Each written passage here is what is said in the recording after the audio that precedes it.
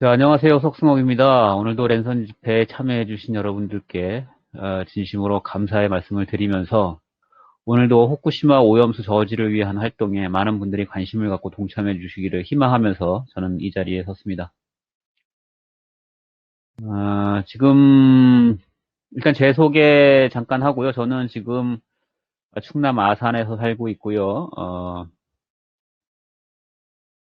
어쩌다가 그 모두화를 만들고 이 후쿠시마 랜선 집회를 하게 되면서 어, 어려운 길을 이렇게 좀 걷고 있는 사람입니다.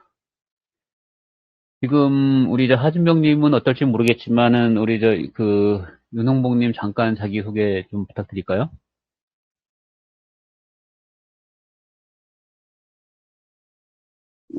예, 제가 컨디션이 안 좋아서 불 끄고 네, 누워서 스탠드만 키고 있어서 귀신같이 나올 네, 것 같아서 제가, 어, 비디오는 끄고 하겠습니다.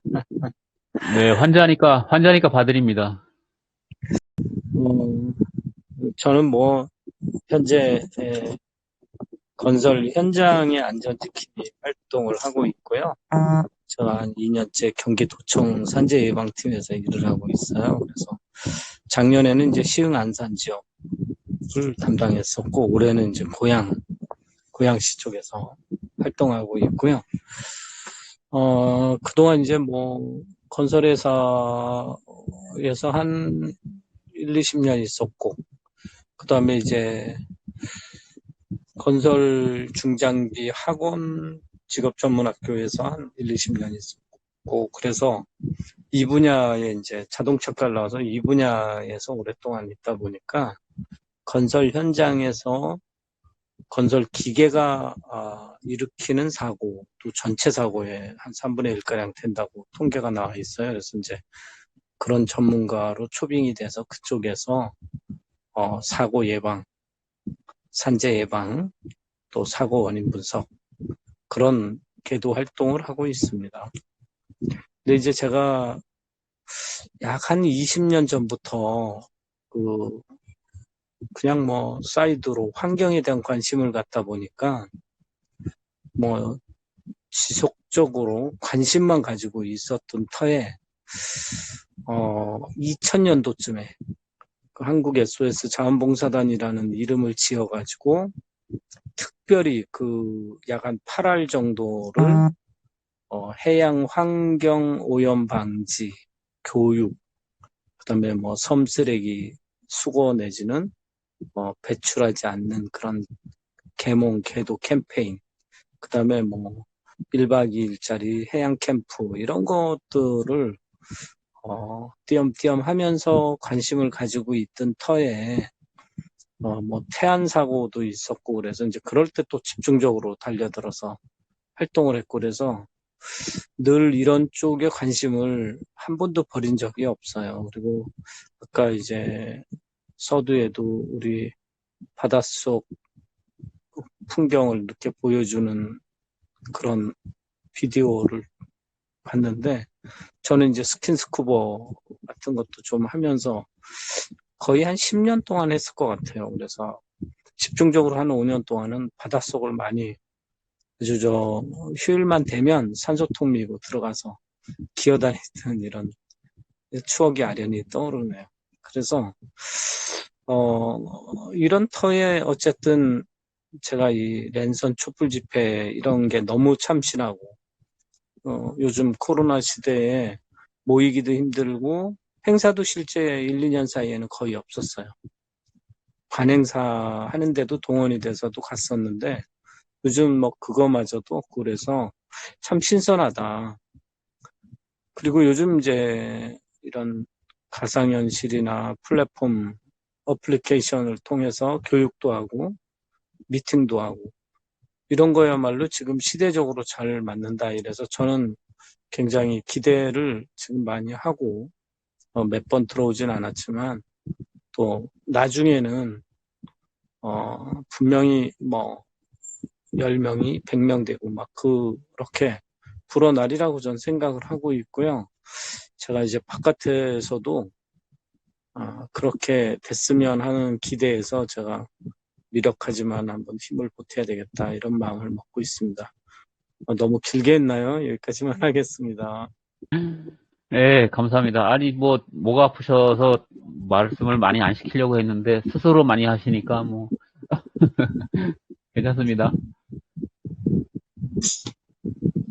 랜선 집회 시작하기 전에 좀 잠깐 당부의 말씀을 좀 드리면, 랜선 집회는 앞으로 다양한 연령층의 분들이 들어올 것으로 예상이 됩니다. 그래서 나이와 직함, 어떤 사회적인 신분, 계급장 같은 그런 명색들을 다 내려놓고 모두가 평등하고 동등한 그런 인격적 주체로 만나기 위해서 호칭을 누구누구님으로 통일했으면 합니다. 선생님이나 선배님이나 형님이나 이제 이런 어떤 다른 호칭들이 많이 있겠지만은 그런 호칭들은 어쨌든 이게 의도했던 의도하지 않았던 상하의 개념이 있고 그다음에 명색이 붙어 있는 거라 가능하면 그냥 그 이름 뒤에 님으로 호칭을 했으면 하는 생각입니다. 그래야 이제 나이를 떠나서 우리가 이제 그냥 사람 대 사람으로 만나기도 쉬울 것 같고요. 앞으로는 이제 젊은 회원분들이 늘어나면서, 랜선 집회를 이제 그런 분들이 이제 주도해 나갈 것인데, 그런 측면에서 이제 수평적인 그런 호칭들로 바꾸어 나갔으면 하는 생각입니다. 네, 이번 주에 있었던 후쿠시마 관련 소식을 포함해서 그런 이모저모 소식들을 좀 알아보도록 하겠습니다.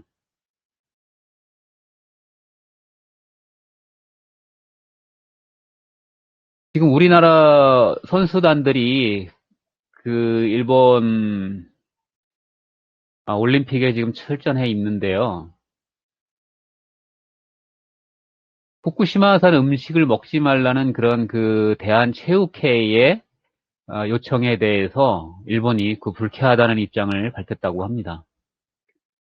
그 내용을 잠깐 좀 들여다보면 대한체육회가 도쿄올림픽에 출전한 한국 선수들에게 후쿠시마산 식자재를 먹지 말라고 지도한 것을 두고 일본 집권자민당에서 트집을 잡는다며 불쾌하다는 반응이 나오고 있다. 7일 요미우리 신문은 대한체육회가 한국 선수단의 선수촌 식당을 이용할 경우 방사선 물질에 의한 오염 위험이 있다는 이유로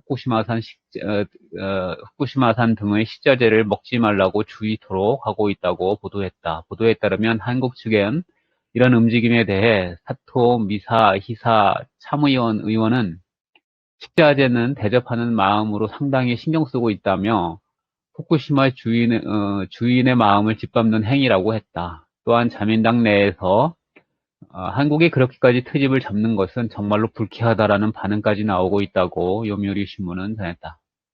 앞서 선수들의 식단에 후쿠시마산 식자재가 사용된다고 알려져 논란이 불거진 바 있다. 도쿄올림픽 선수촌 식당 중 일식 코너에서는 일본 전국의 47개 광역자치단체에서 나오는 식자재를 이용하는데 이 중 2011년 동일본 대지진 당시 원전 폭발 사고로 방사성 물질 누출 사고가 났던 후쿠시마현에서 생산된 식자재도 포함되어 있는 것으로 나타났다. 또한 각 음식의 식자재 원산지는 표기되지 않는다. 대한체육회는 이 때문에 선수들에게 일식 코너 이용을 자제해달라는 당부를 했고 선수촌 인근의 헨나 호텔을 통째로 빌려서 한국 선수단 급식지원센터를 차렸다.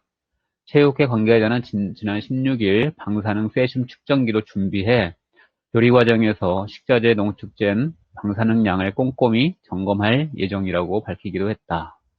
라고 하는 기사가 있었습니다. 그리고 요 영상은 얼마나 된 영상인지 잘 모르겠는데 이게 최근 영상으로 날짜가 찍혀 있어서 제가 한번 이렇게 보다가 같이 봤으면 싶어서 이제 가지고 왔습니다. 원전 사고 후에 북서풍이 불어 넓은 지역으로 방사성 물질이 퍼지고 또 경납고가 손상된 상태에서 비가 내려서 방사성 물질이 땅속으로 스며들게 되었다. 이후 방사능 오염으로 인한 일본 소아갑상선 암의 수치가 증가하고 있다고 한다. 라고 하는 내용의 이게 YTN 영상입니다. 그래서 이것도 한번 같이 보도록 하겠습니다.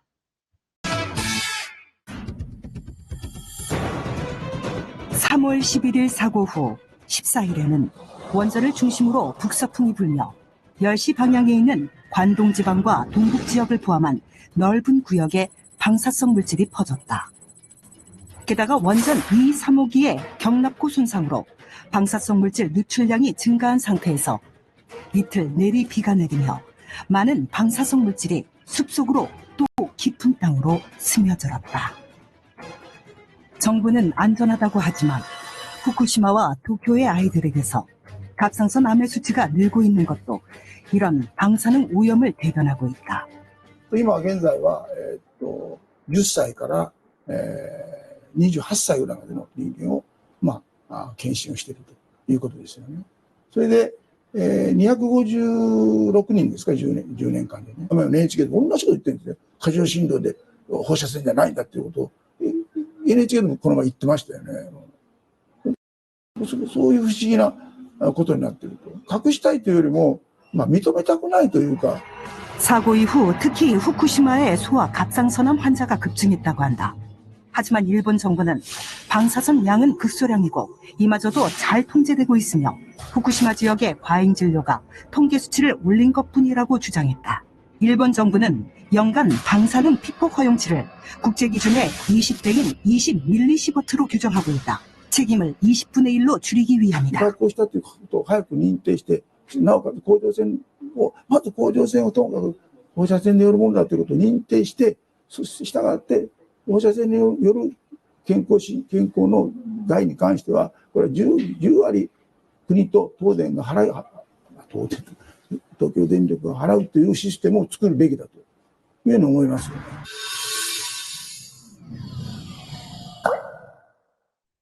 이게 지금 7월 12일자로 나온 그 YTN 기사거든요. 이게 지금 최근의 일이라는 얘기인데, 최근에 또 이런 일이 있었구나라는 걸 또 알게 됐습니다.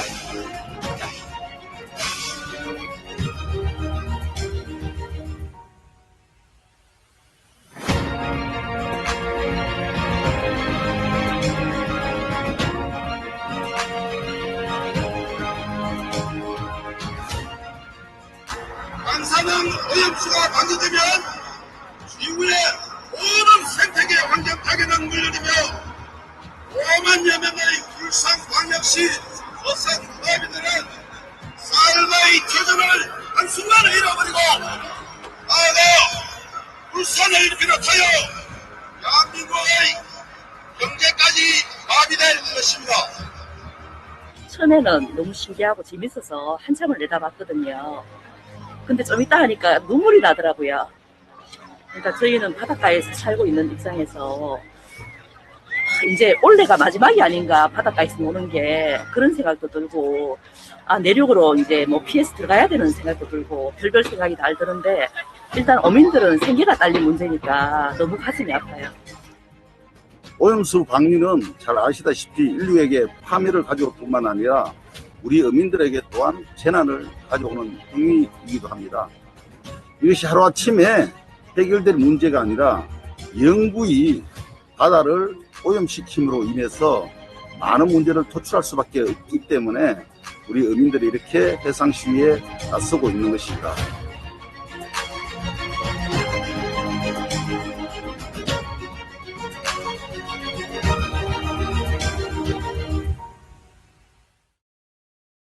그리고 요거는 조금 좀 긴 영상이긴 한데, 요것도 같이 좀 보고 넘어가죠. 페페TV. 대한민국을 대표하는 시사 경제 채널 페페TV에서 알려드립니다. 방사능으로 일본 국민들은 병들어가고 있습니다. 이는 일본 연예인들도 예외가 될 수는 없습니다. 특히나 연예인들의 피폭이나 사망은 사회적으로 큰 파장을 가져오는 이슈가 되고 있는데요. 한국에서는 관심이 덜하지만 지금 이 시간에도 일본은 방사능 피폭으로 많은 사람들이 죽어가고 있습니다. 오늘 이 시간에는 방사능으로 죽어간 혹은 병들어 고통받고 있는 일본 연예인들에 대해 알아보고 경각심을 가져보는 영상 준비해왔습니다. 죽거나 병에 걸린 연예인들이 너무 많아서 최대한 크게 이슈가 된 인물들로 줄이고 줄였는데 이번 영상에 나오는 사람들 말고도 정말 많습니다. 참고해서 봐주세요. 페페TV 팩트 체크. 이 광고는 후쿠시마는 건강하니까 먹어서 응원합시다 라는 광고입니다.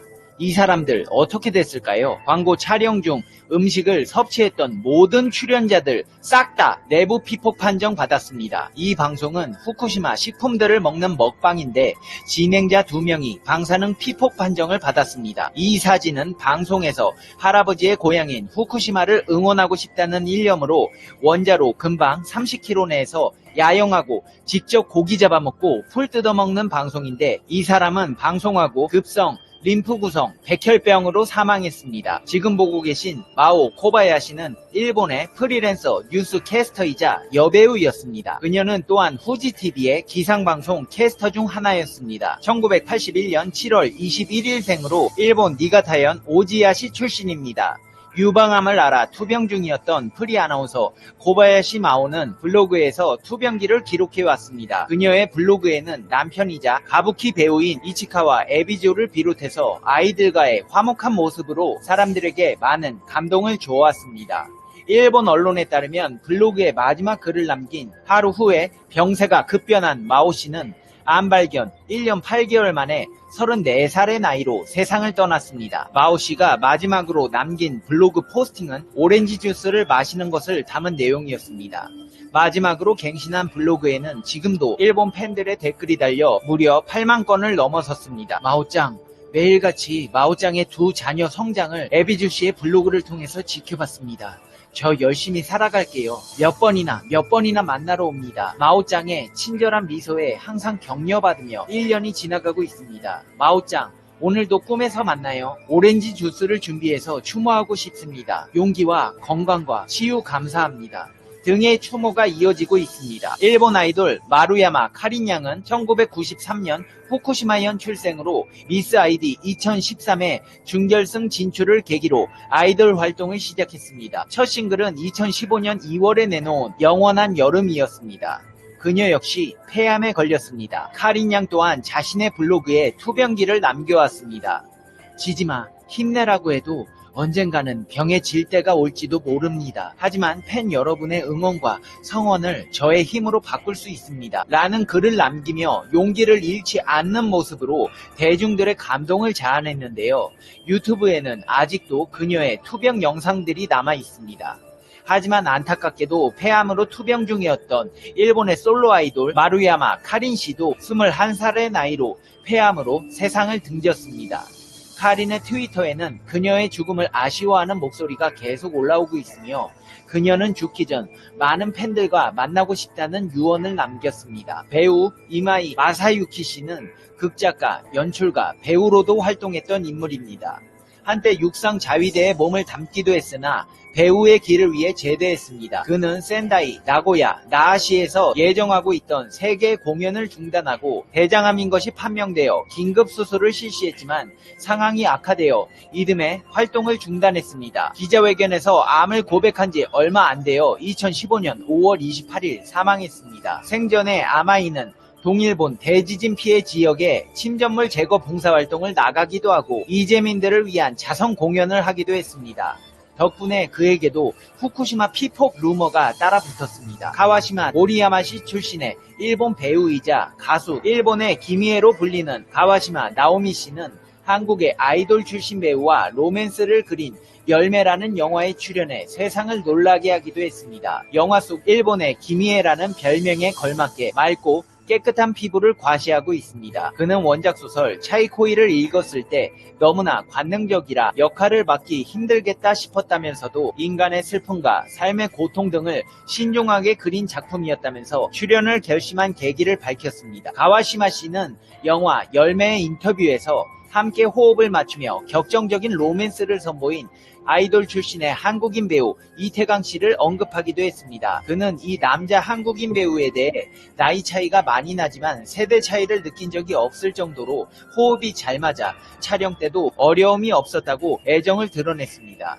그러면서 한국말로 감사합니다, 사랑해요 라는 인사를 전하기도 하며 한국 팬들에 대한 애정을 드러냈습니다. 가와시마 나오미 씨는 가수로 데뷔해 이후 라디오, TV, 모델, 배우 등으로 활약했습니다. 그녀는 TV 드라마판 신라권으로 일본 내에서 센세이션을 일으키기도 했습니다. 이렇게 승승장구하던 가와시마 나오미 씨는 남편 요로이즈카 토시히코 씨와 팬미팅 이벤트에 참가했지만 그녀의 충격적인 모습에 현장은 어수선했습니다. 가와시마 씨가 보도진에 모습을 드러낸 것은 3개월 만으로 오랜만에 팬들 앞에 서게 된 그녀의 모습에 일본 열도는 충격에 빠졌습니다. 세련된 원피스로 등장한 가와시마 씨였지만 뺨 주변, 목덜미나 어깨 골격이 드러나 팔뚝뼈와 피부까지 앙상해져 버린 그녀의 모습은 너무나 말라 있었습니다. 신장 158cm의 그녀였지만 당시 체중은 30kg대 초반이라고 밝혔습니다.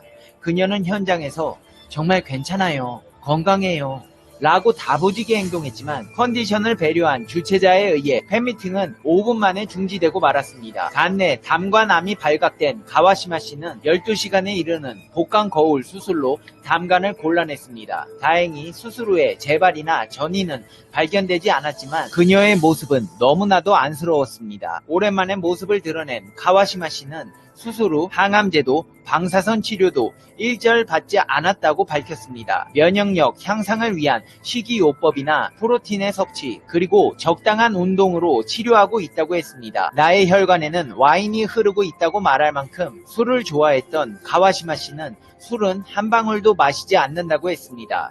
또 수술로 담낭을 곤란했기 때문에 소화 효소가 분비되기 어려워 식사는 소화에 좋은 발효 현미나 두유, 요구르트 중심으로 반찬은 모두 천천히 씹어 먹는다고 밝혔습니다. 복강경 수술을 받고 약 2주일 입원, 복귀 후에도 활동 등을 계속하여 뮤지컬에도 주연으로 출연했지만 나가노 이나시에서 실시한 공연 후에 컨디션 불량을 호소하여 무대에서 내려왔습니다. 재기를 맹세하고 있었지만 그녀는 스테이지로 돌아올 수 없었습니다. 결국 여배우 가와시마 나오미 씨는 54세의 나이로 간내 담관암으로 사망했습니다. 오카무라 타카코 씨는 대학 동기와 함께 음악그룹 아밍을 결성해 활동했으며 1985년부터는 솔로 가수로 데뷔, 2007년에 활동을 재개해 그해 NHK 홍백 가합전에 출연하기도 했습니다. 싱어송라이터로 80년대 인기를 모았던 오카무라 타카코 씨 역시도 급성 백혈병으로 진단됐다고 공식 사이트에서 발표하고 요양을 위해 장기 휴식에 들어갔습니다. 오카무라 씨는 인스타그램에 친필 코멘트로 발표했습니다. 항상 응원해주시고 있는 소중한 청취자 여러분, 그리고 지지해주시는 여러분, 항상 오카무라 타카코를 응원해주셔서 정말로 감사합니다. 콘서트 투어에서 여러분과 만날 것을 진심으로 기대하고 있었습니다. 그러나 최근 받은 검사에 의해 급성 백혈병임을 알 수 있었습니다. 매우 유감이지만 휴식을 취하고 지금은 치료에 전념하고 싶습니다. 여러분과 만날 수 있는 날을 믿고 노력하겠습니다. 여러분 응원해주세요 라고 밝히며 대중들의 안타까움을 자아냈습니다. 야, 페페TV야, 그분들은 원래 몸이 약했나 보지. 건강한 사람들은 그런 거 잘 안 걸려. 그렇다면 건강한 운동선수는 어떨까요? 여기 도쿄올림픽을 앞두고 괴물이 나타났다고 호들갑을 떨 정도로 일본 수영계를 뒤집어 놓던 수영 선수가 있습니다. 2018년 하계 아시안게임 여자 수영 6관왕을 달성하였으며 여자 선수 최초로 아시안게임 MVP가 된 이케 리카코의 등장에 일본 언론은 흥분을 감추지 못했습니다. 아시안게임 이후 스타로 급부상한 그녀는 당시 아시안게임에서 여자 선수로는 역대 단일 대회 최다인 6개의 금메달을 목에 걸었고 여자 선수로는 처음으로 대회 최우수 선수로도 선정됐습니다. 일본 내에서는 여자 자유형 50m, 100m, 200m와 저병 50m, 100m에서 최고 기록을 갖고 있습니다. 이케의 등장에 일본은 2020년 도쿄올림픽 여자 수영에 대한 기대가 높아졌습니다. 팬들은 이케를 향한 응원을 쏟아냈습니다. 하지만 자신의 SNS를 통해 백혈병 진단 소식을 전해 안타까움을 전했습니다. 이케에는 컨디션이 좋지 않아 훈련 중이었던 호주에서 서둘러 귀국해 검사를 받았더니 백혈병에 걸렸다는 진단이 나왔습니다. 아직 스스로도 믿기 어렵고 혼란스럽습니다. 우선 오는 4월 열리는 일본 선수권 대회에는 참가하지 않습니다. 당분간 치료에 전념해 한층 강해진 모습으로 돌아오겠습니다. 라고 약속했습니다. 백혈병은 적혈구나 백혈구에 혈액세포가 분화할 때 유전자 변이가 일어나 무제한 증식함으로써 발병합니다. 백혈병은 암세포가 급속히 증식하는 급성과 천천히 증식하는 만성으로 크게 나뉩니다. 이케의 경우 급성인지 만성인지 알려지지는 않았습니다. 이케는 자신의 SNS에 생각했던 것보다 수십 배, 수백 배, 수천 배는 힘듭니다. 사흘 이상 밥을 먹지 않는 날이 계속되고 있습니다. 힘들지만 지지 않겠습니다.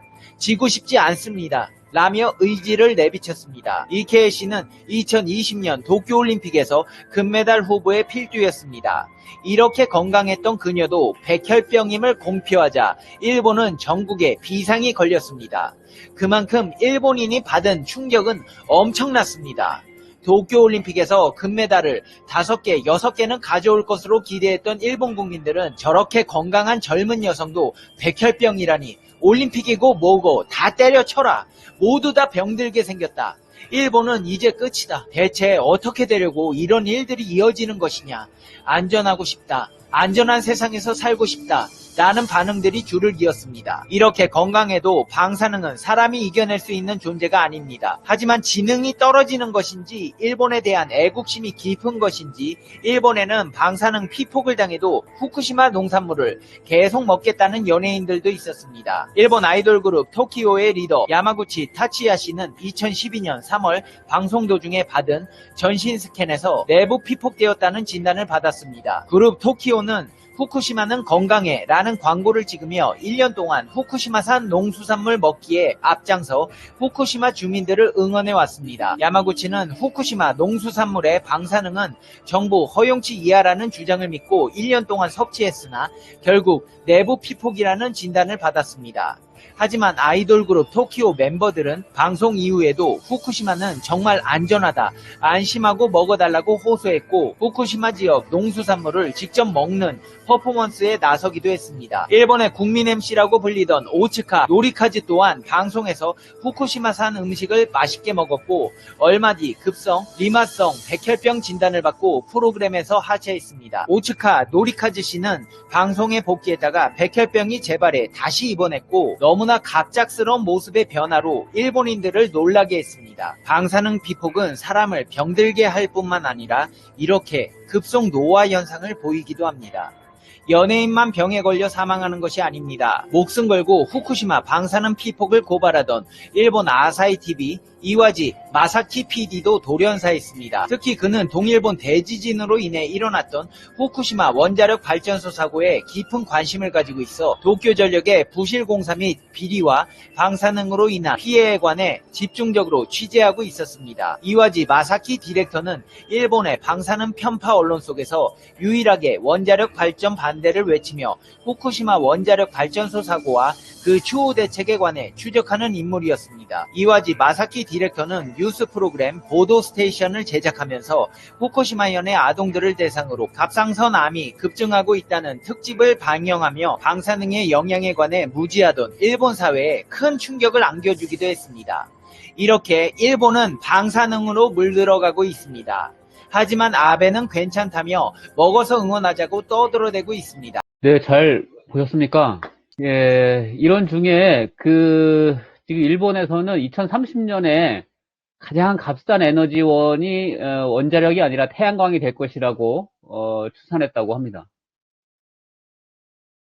일본 경제산업성이 지난 12일 날 2030년 시점에 전원별 발전 단가를 추산해 본 결과를 이같이 발표했다고 한겨레 신문이 13일 아사히 신문을 인용해서 보도했습니다. 신문에 따르면 태양광이 킬로와트당 발전 비용 8엔에서 11엔대로 낮아져 최소 11엔 이상으로 기록한 원자력보다 저렴한 것으로 나타났다고 이야기를 했고요. 원자력 발전의 경우 안전 대책과 폐기물 처리 등의 부담이 커 지난 15년 예상치보다 발전 단가가 상승했다고 합니다. 11년 후쿠시마 원전 사고 뒤 규제가 강화되면서 방사성 물질 확산 방지 등 공사가 필요해졌고 사고 났을 때 배상이나 폐로 비용도 증가했다고 합니다. 또한 사용 후에 핵연료 재처리나 방사성 폐기물도 비용 상승을 부추기는 원인으로 지목됐고 태양광 발전 단가는 보급 확대와 기술 발전 등에 힘입어서 2015년에 비해 약 4엔 정도 발전 단가가 싸진 것으로 조사됐다고 합니다. 이 같은 내용을 바탕으로 해서 일본 정부는 에너지 기본 계획을 조만간 확정해 중장기 전원 확보 정책을 추진할 방침이라고 합니다. 신문은 정부나 도쿄전력의 경우 후쿠시마 원전 사고 뒤에도 원자력 발전에 대한 비용의 우위성을 강조해 왔지만 견제가 흔들리고 있다며 에너지 정책에 대한 영향이 불가피하다고 밝혔습니다. 일본 정부는 다만 원자력 발전 단가가 높아지지 않더라도 원전을 일정 비율 보유한다는 정책 방향은 유지를 할 것으로 예상됩니다. 일본은 기존 에너지 기본 계획에 따라서 2030년 기준으로 신재생 에너지 22에서 24%, 원자력 20에서 22, 화력 56%의 비율로 전원을 확보할 계획이라고 밝혔습니다. 자, 이런 상황들, 지금까지 이제 보신 내용들을 우리가 토대로 할 때, 참 이게, 어마어마하게 그런 어떤 무시무시한 그런 상황을 우리가 맞이하고 있습니다. 그래서, 이번 시간에는, 일본 후쿠시마 오염수 방류 결정에 대한 현재까지의 상황과 랜선 집회의 이유를 담아서 촉구 성명서를 낭독하는 시간을 갖도록 하겠습니다. 일본이 왜 무엇을 어떻게 결정했고 우리가 왜 무엇을 요구하는지 그리고 성명서 낭독이 끝나면 환경 노래를 이어서 듣도록 하겠습니다. 환경 노래 이후에 우리 3분 발언 때를 이어가도록 하겠습니다. 일본 후쿠시마 오염수 방류 결정 철회를 위한 촉구 성명서. 일본 정부는 지난 2021년 4월 13일 강요회의를 열고 2011년 3월 후쿠시마 원전 사고 이후 발생한 방사능 오염수 125만 톤을 2023년부터 30여 년에 걸쳐 바다에 방류하기로 결정했다. 바다를 같이 공유하고 있는 이웃 국가들과 사전 협의나 양해도 없었고 일본 자국민과 어민들, 시민사회단체들의 반대에도 불구하고 일방적으로 발표한 조치라는 점에서 자국민과 국제사회의 비난을 피할 수 없다. 일본의 원전 오염수 방류는 이웃나라인 우리에게만이 아니라 태평양을 인접하고 있는 모든 나라와 전 세계 인류를 향한 폭력이자 테러라고 판단하며 우리는 이를 강력히 규탄한다. 일본 정부는 2022년 10월쯤 포화 상태에 이르는 후쿠시마 제1원전 물탱크에 보관 중인 오염수를 다핵종 제거 설비로 방사능 물질을 걸러내 안전하다고 주장하지만 인체 내부에서 피폭을 일으킬 수 있는 3중 수소와 탄소 14는 제거가 불가능하다.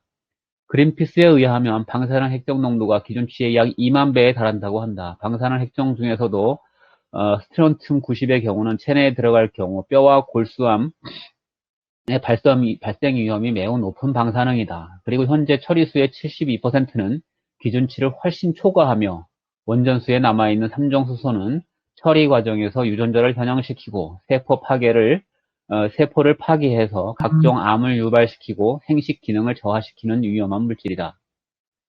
체르노빌 원전 폭발 사고 이후 투입됐던 소방관들은 전원 사망했고 10년간 12만 명의 암 등 원인 모를 병으로 사망했다. 아직도 체르노빌 주변에는 뱀보다 큰 지렁이가 있는가 하면 귀가 없는 토끼 등 유전학적인 변형의 곤충들과 동물들이 많다고 알려져 있다. 공기, 흙과 함께 바다와 물은 모든 지구 생명의 원천이다. 방사능을 생명의 보고인 바다에 버리는 것은 수만 년 살아가야 할 지구 생명을 향해 범죄를 저지르는 행위다. 이에 우리의 입장을 국제사회에 적극 표명하고 일본 정부의 오염수 처리 과정에 대한 투명한 정보 공개와 철저한 검증을 요구해야 한다. 런던 협약 및 유엔 해양 협약에 의하면 해양 환경 보존 의무와 주변 국가의 사전 협의, 오염 비상 대책 계획 수립을 규정하고 있으며 인접 국가의 동의를 얻지 않은 결정은 국제해양법 위반의 소지가 충분하다는 것이 전문가들의 견해다.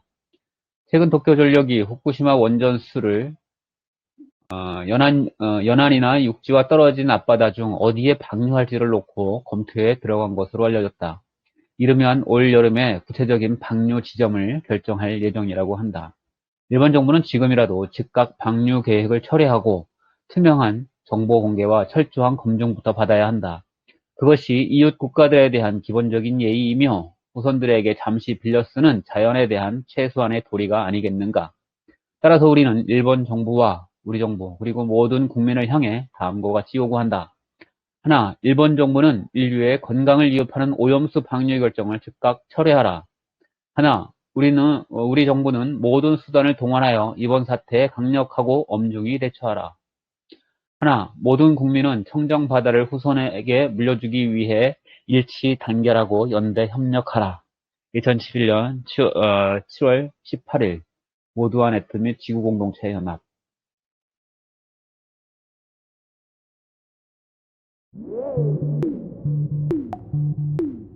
이리 한참 놀고 있을 적에 간다 후쿠시마에서 무서운 방사성 오염수가 하고 쏟아지니 용왕이 뒷목이 땡겨 오직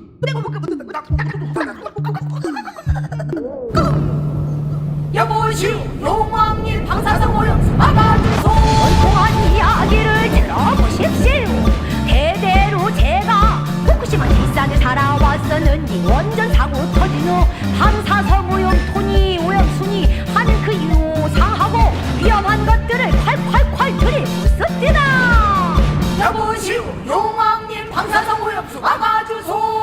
이러한 방사성 오염수를 정화했다 깨끗하다 거짓말을 하니 그 아니 원통 허웁니까?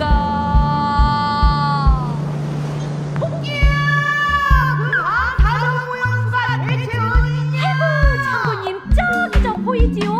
후쿠시마 원전 부지에 저장된 오염수 안 보이요?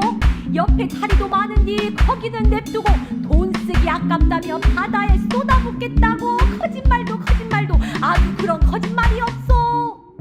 용왕님 아직 늦지 않았어. 우리가 힘을 모으면 빨라 커요. 자 힘을 좀 보태주시오. 전 세계 바다가 아주 아찔러워.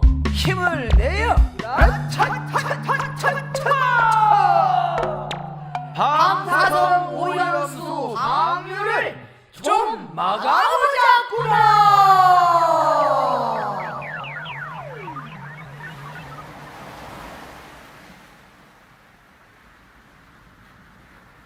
오늘 나왔던 이야기들을 전체적으로 또 오늘 나온 이야기들 중에서 또 처음으로 또 접했던 또 그런 이야기들도 어떤 내용들도 있을 텐데 그런 것들을 담아서 흥분 발언 좀 해주시면 감사하겠습니다. 단순히 저는 이제 아주 지극히 좁은 분야, 환경이란 것만 생각했는데, 이게 지금 환경 문제뿐만이 아니고, 건강, 또 우리가 질병, 이런 데까지도 미칠 수 있는 아주 중대한 이런 지금 그 사회 이슈로 부각시켜야 되는 문제거든요.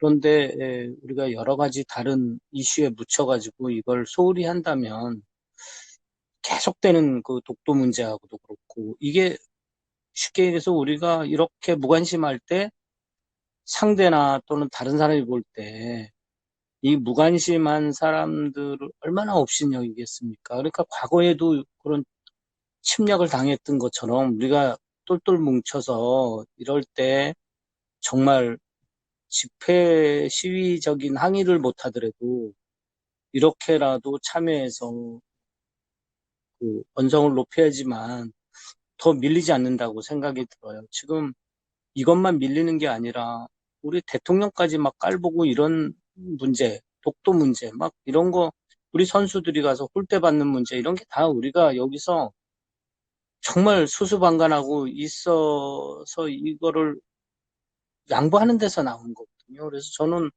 오늘 이 지금 집회를 통해서 다시 각오해야 될 게 뭐냐. 정말 결집된 우리 결심이 똘똘 뭉쳐서 이렇게 보여줘야 된다고 생각이 들어요. 그랬을 때 랜선 집회라는 게 있구나 이렇게 평가받지 전부 내 일이 아니고 내가 아니라도 누군가 하겠지. 이게 거꾸로 보면 일본에 협조하는 거예요. 이게 직무유기 같은 업무로 보면 직무유기고 태만이고 방관이고 우리가 이렇게 하니까 무시당하는 겁니다. 그래서 이러지 않으려면 절대적으로 여기서 뭉쳐야 된다고 생각이 들어요. 그리고 하여튼 이게 지금 알려지지 않아서 그렇지 저는 이 알려지는 순간 우리가 기대했던 것만큼 결실이 있으리라고 생각이 듭니다. 저는 오늘 진행하시느라고 너무 수고 많았습니다. 여기까지입니다. 네, 감사합니다. 네, 다음은 우리 하준명님. 혹시 마이크 켜시고 이야기하실 수 있으신가요? 3분 발언입니다. 오늘 들으신 이야기들 같이 좀 종합해가지고 그 이야기도 좀 해주시고 더불어서 3분 발언 좀 부탁드리겠습니다.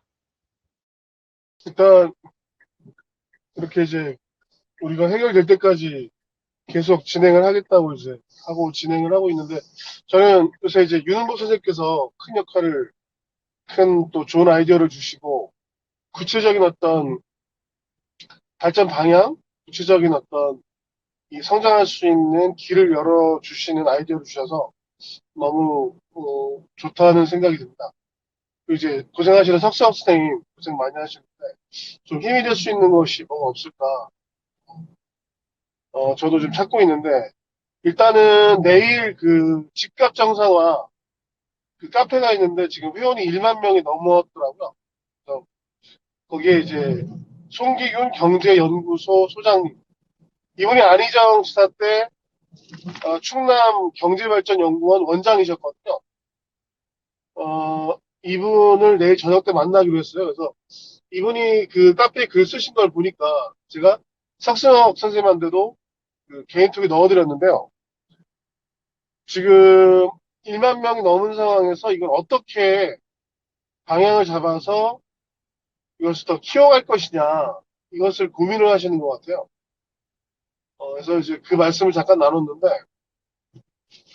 봤을 때는 촛불 집회를 기획을 하고 계시더라고요. 근데 이제 코로나 여파 때문에 그게 사실상 50명을 예상을 하시고 많은 숫자가 아니라 조금만 모여서 한번 해보자 이렇게 생각하시는데 그게 현실적으로 거기 나오실 만한 용기 있는 분들 코로나 상황에서 이 부담이 굉장히 많이 가는 상황이잖아요.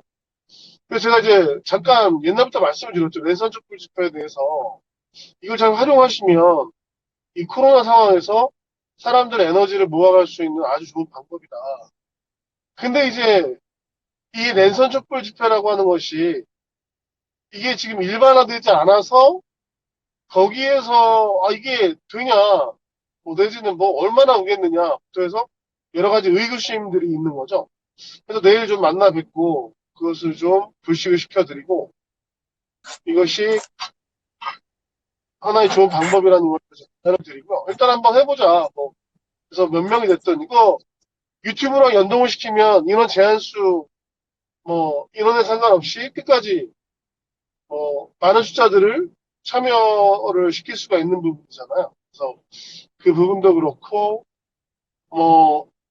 이분들이 이제 민주당의 부동산 정책을 비판을 하는데 이게 또 그러다 보니까 또 국민의힘 지지로 이렇게 돌아서는 또 이렇게 근데 문제는 국민의힘이 그러면 집값 안정화시키는 정책을 가지고 있느냐 대안을 가지고 있느냐 그게 아니거든요. 또 살펴보면 그들의 정책으로 가면 집값이 더 오를 수밖에 없는 상황이고 이게 결국에는 이제 그들 양대 기득권 세력에 의해서 노동하는 그런 상황밖에 안 되는데, 이런 것들을 같이 한번 짚어보고 어떻게 이제 대안을 찾아갈 것이냐 내일 만나서 말씀 나눕니다. 네, 나중에 말씀드릴게요. 네. 뭐 후쿠시마 관련해서 이게 3번 발언인데 어쨌든 어쨌든 다 좋습니다. 다 좋고.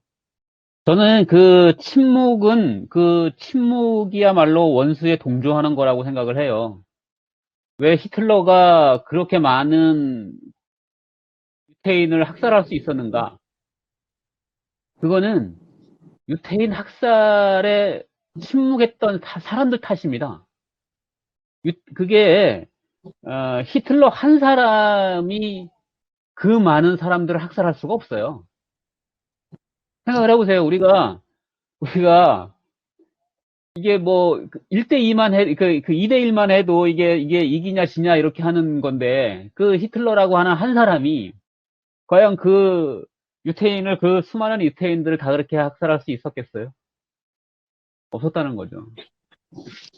결국은 그 히틀러에 동조하고 그렇게 했던 사람들은 결국은 침묵한 사람들입니다.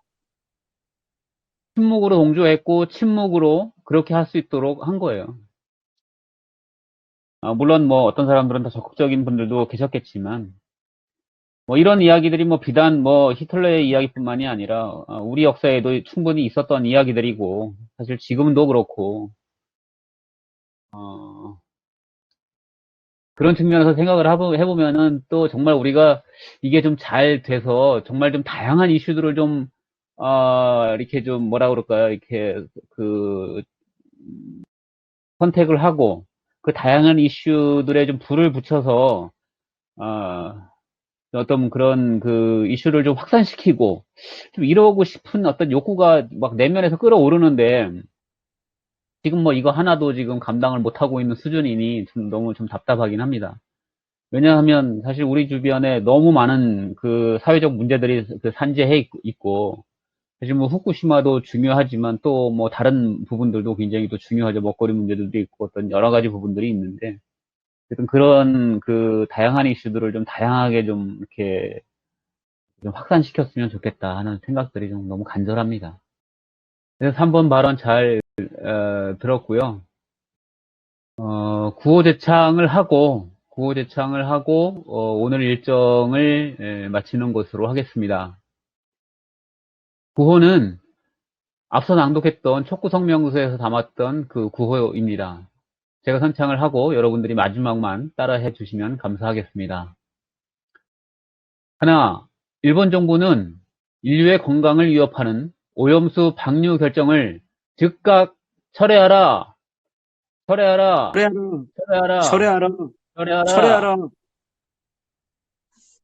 하나, 우리 정부는 모든 수단을 동원하여 이번 사태에 강력하고 엄중히 대처하라.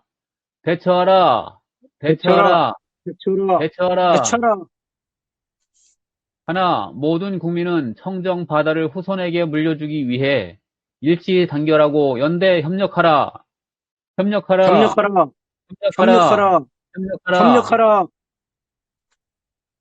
자, 오늘 수고들 하셨습니다.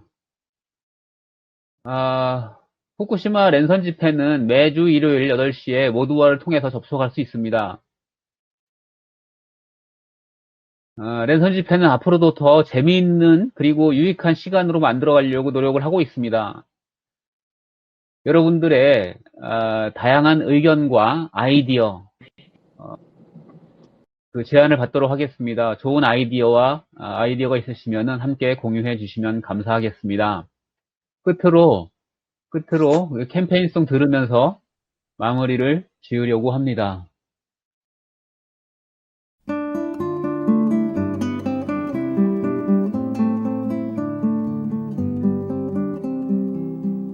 깊은 산호 솔길려 자그마한 연못엔 지금은 더러운 물만 고이고 아무것도 살지 않지만 먼